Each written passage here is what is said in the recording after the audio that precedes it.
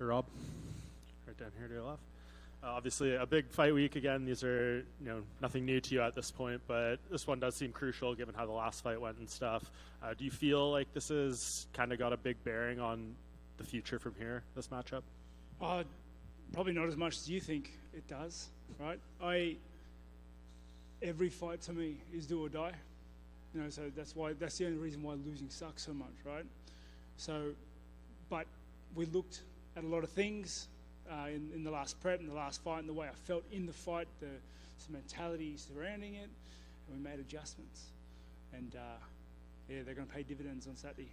Yeah, you've obviously, experienced defeat before and setbacks, and you've always been able to kind of recalibrate. But as you kind of just explained there, you looked into the things.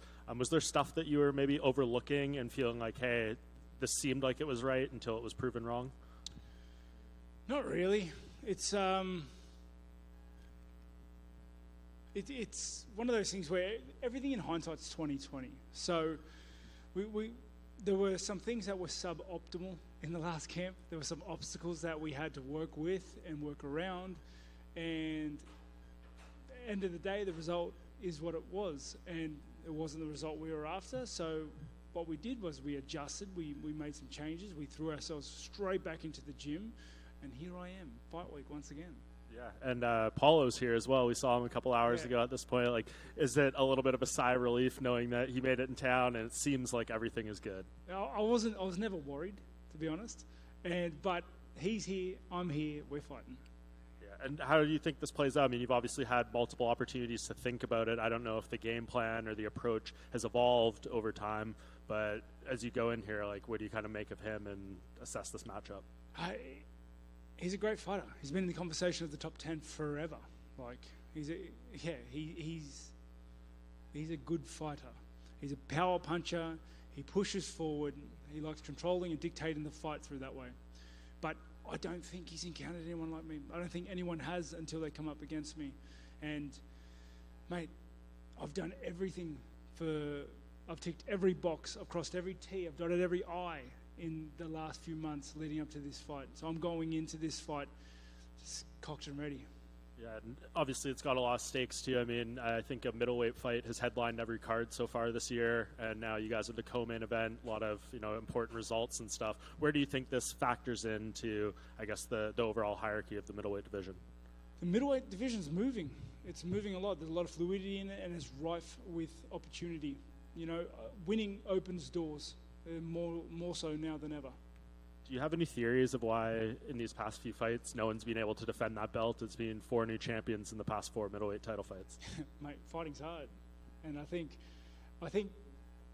it depends who shows up on the night. Honestly, it was like that with the Sean and Drickus. It was like that with Sean and Izzy. It just is what it is. Who would be a more important rematch to get back for you at this point, Drickus or Izzy, do you think?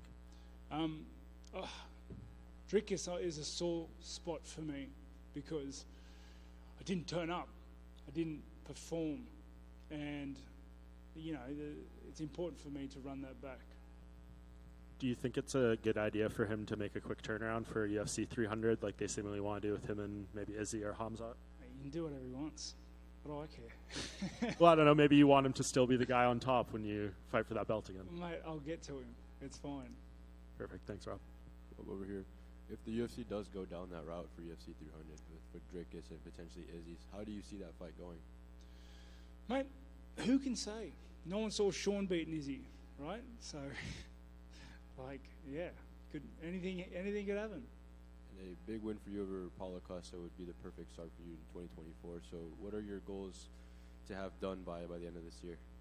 I want to beat Costa. That's on the to-do list right now, and that's as far as my calendar goes. And I know you've mentioned on Embedded and everything that you're a big video game guy. So my question to you in regards to this is, are there any video games that are unreleased or not released yet that you're looking forward to playing with your family and your kids? Dragon's Dogma 2.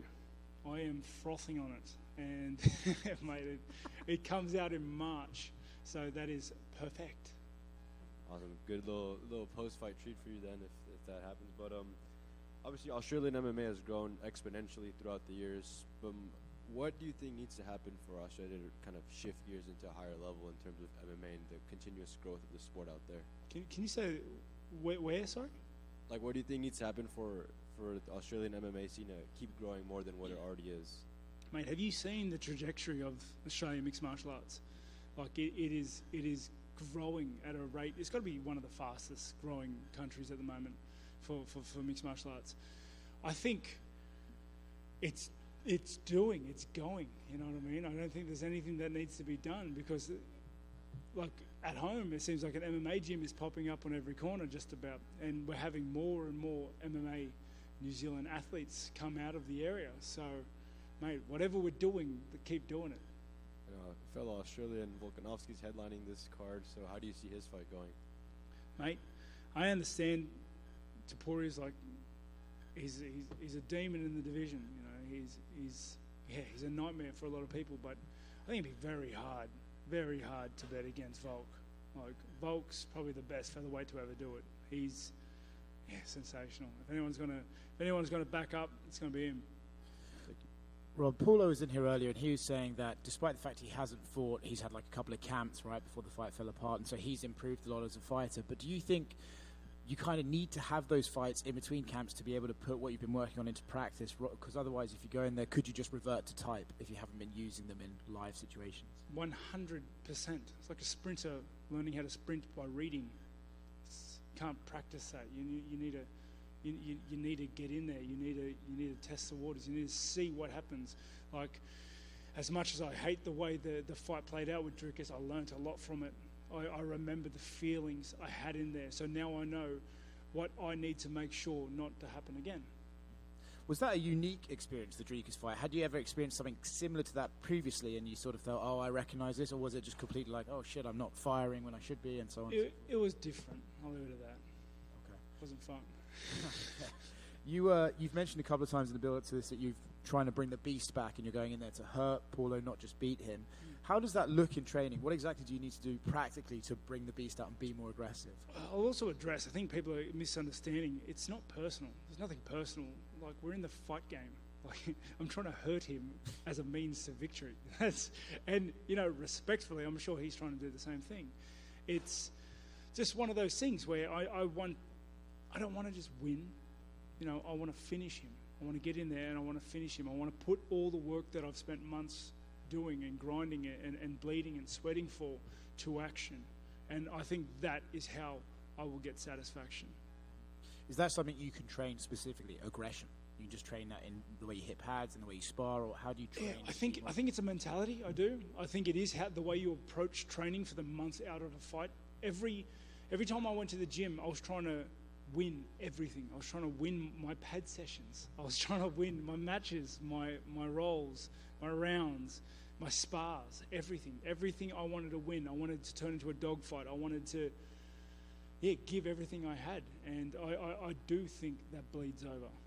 Is that just something like the Dricus fight almost can happen and reignite your passion for the sport and passion for training? Whereas if you've been doing it and successful so long, you can almost go up and go to work as opposed to go in there and try and win. Mate, complacency is a toxin. You know, it creeps up on you. You don't realise it's there until it is. And as much as I hate the way it happened, it was kind of the kick up the arse I needed, right?